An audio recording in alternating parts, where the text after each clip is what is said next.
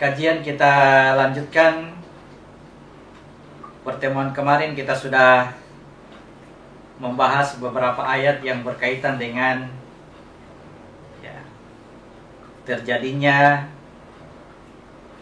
peristiwa ajal atau kematian, batas waktu tertentu di mana masa pakai amanah yang dititipkan kepada kita sekalian, masa pakainya sudah habis, sehingga amanah itu harus diambil kembali.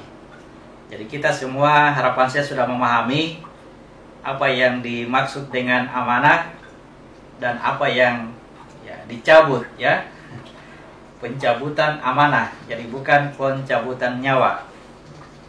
Jadi yang sudah terlanjur kita pahami sebagai pencabutan nyawa, hendaklah kita periksa kembali, mulai dari pengenalan diri, siapa diri kita yang sebenarnya, apakah yang ada di jasad ataukah yang ada melalui peniupan ruh, melalui tiupan ruh. Ini harus kita pahami dengan baik, karena masih ada beberapa teman, meskipun sudah berkali-kali mengikuti kajian, tetap masih bertahan dengan pemahaman yang lama, bahwa yang disebutkan dengan manusia itu adalah yang lahir dari kandungan ibu, yang terlahir dari kandungan ibu, lalu kemudian diberi nama.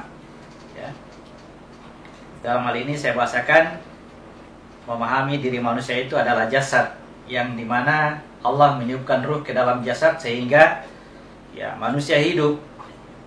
Nanti pada saat kematiannya, manusia akan dicabut ruhnya. Jadi yang tertinggal adalah jasad akan terbujur kaku. Nah, itulah dirinya, terbujur kaku, lalu kemudian diantar oleh sanak kerabat, keluarga dan teman-temannya, diantar ke kuburan. Nanti kemudian akan dipahami bahwa setelah 40 langkah meninggalkan kuburan, itu malaikat akan datang kepadanya dan memberikan pertanyaan. Ma rabbuka, ma imamuka, ma nabiyuka, dan seterusnya. Jadi berangkat dari pemahaman pertama yang keliru, seterusnya kita akan memahaminya keliru,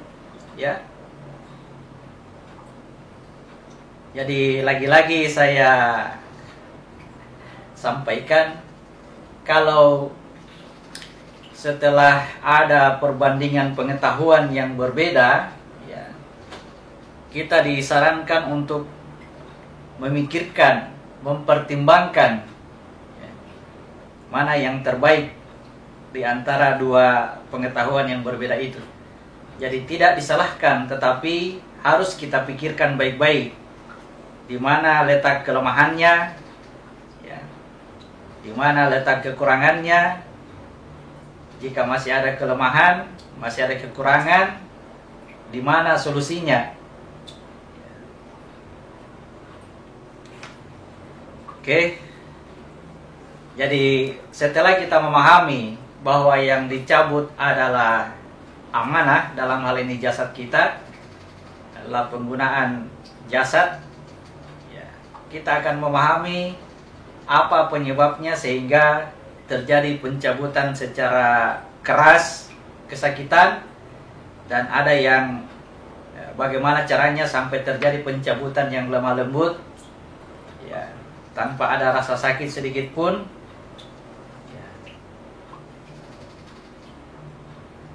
Jadi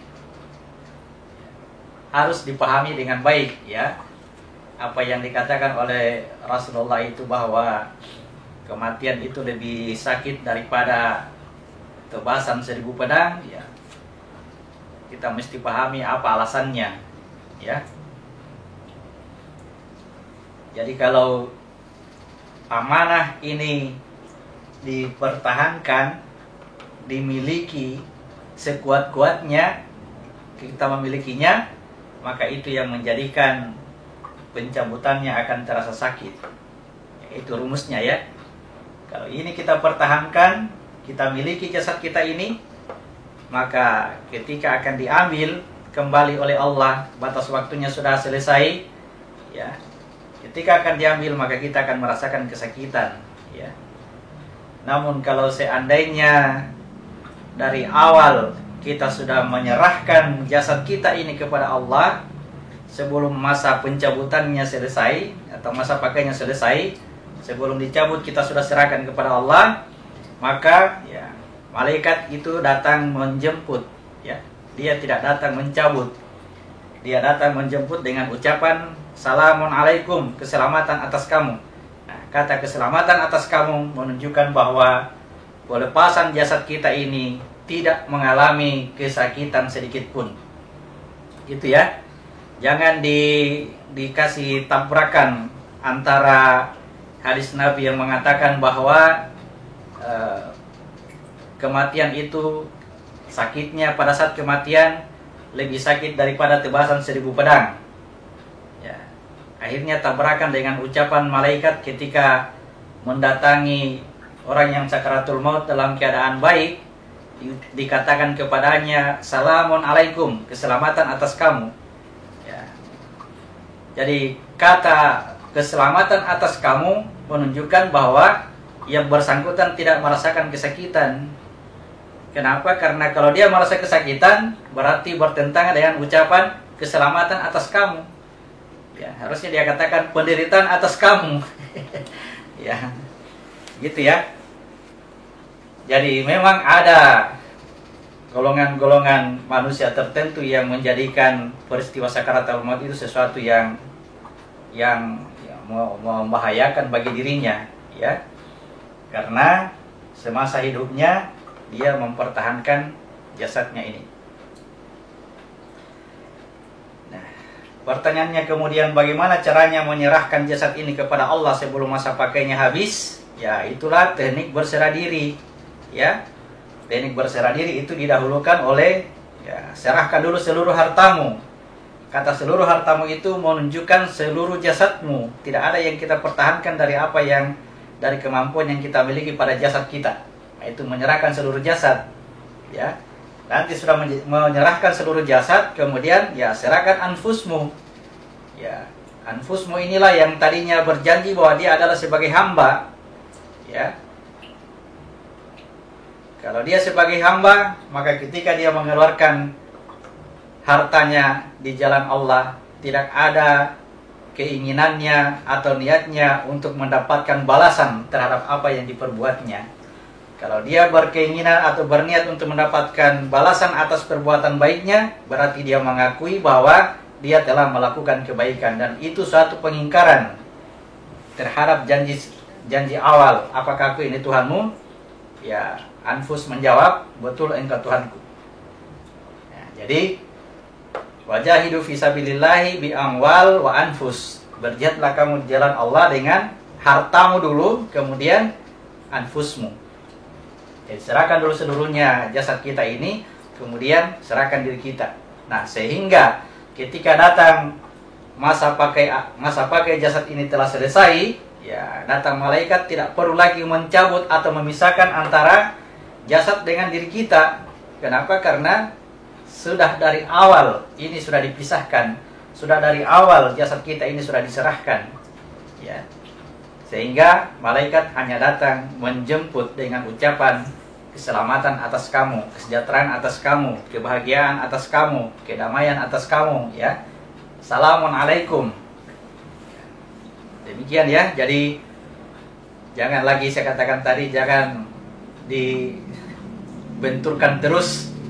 Tetap kita bertahan bahwa sakaratul maut itu kita akan merasakan kesakitan. Ya.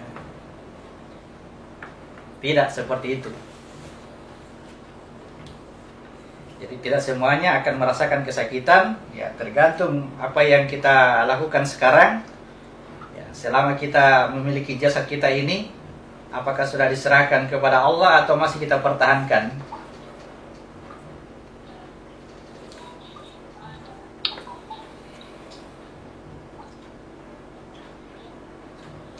Kemudian ya,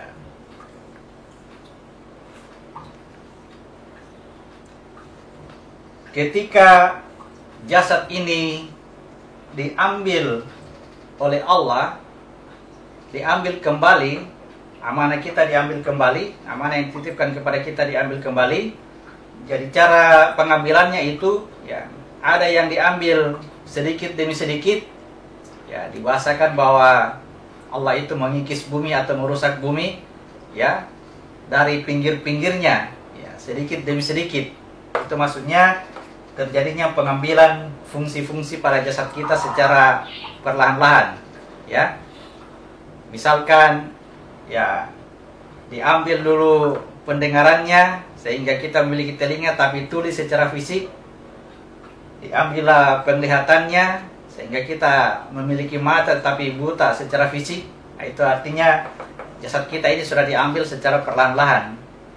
Ya, diambillah kemampuan tenaganya yang tadinya kuat lalu kemudian melemah, ya, tidak lagi berdaya secara fisik, ya,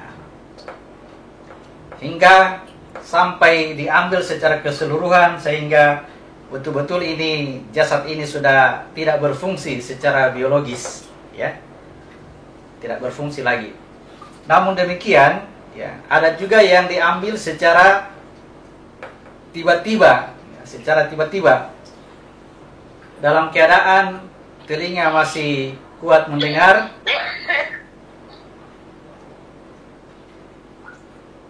mata masih terang melihat, ya, badan masih kuat, masih bertenaga, ya, rajin berolahraga dan sebagainya, secara fisik sehat secara total, ya. Namun tiba-tiba mengalami kecelakaan misalnya, atau mengalami peristiwa bencana alam sehingga menjadikan jasadnya rusak seketika secara tiba-tiba. Nah, itu pengambilan, ya, secara tiba-tiba. Namun kedua-duanya tidak mempengaruhi apakah yang bersangkutan itu mati dalam keadaan baik, dalam keadaan muslim, atau mati dalam keadaan kafir. Jadi jangan dilihat secara penyebab peristiwa kematian sehingga kita mengukur kematian seseorang itu mati kafir atau mati baik, ya. Ada orang yang berpaham bahwa orang yang matinya di tempat tidur ditunggui oleh keluarganya, lalu kemudian ditalkinkan oleh keluarga sampai dikatakan dialah yang mati dalam keadaan baik. Sementara yang mati kecelakaan di jalan, tabrakan, atau jatuh dari pesawat, atau mati tenggelam, atau mati karena bencana, dianggap mati dalam keadaan tidak baik. Itu penilaian yang tidak tepat, ya. Jadi yang menentukan tadi mati baik atau mati kafir itu adalah, ya, penyerahan dirinya sebelum ajal itu tiba, ya. Yang harus kita lakukan adalah jangan sampai kita masih mengukur diri kita secara fisik masih kuat, mata masih terang, telinga masih bagus, ya, tenaga masih kuat dan sebagainya, ya. Lalu kemudian kita masih enggan untuk berserah diri, untuk menyerahkan apa yang kita miliki. Nah, tiba-tiba ajal itu datang, ya. Tiba-tiba hari kiamat itu datang. Nah, itu yang harus kita tetap waspada, ya. Olehnya itu kita mulai sejak kita mengetahui bahwa kelahiran kita di muka bumi ini dengan tugas kita sebagai khalifah, olehnya itu dititipkan amanah kepada kita, maka, ya, kembalikanlah amanah ini kepada Allah, ya. Kembalikanlah cepat, kembalikan jasad ini dengan cara yang sudah diajarkan, bukan dengan cara berputus asa lalu kemudian melakukan bunuh diri, ya. Tidak seperti itu. Dengan teknik yang sudah diajarkan, ya, meskipun dalam teknik itu juga diajarkan tentang bunuh diri, matilah kamu sebelum mati, ya, bukan memisahkan antara jasad dengan jiwa kita secara fisik, ya, tidak demikian, ya. Melainkan satu teknik yang diajarkan dalam praktik sholat kita, teknik kematian yang diajarkan melalui praktik sholat.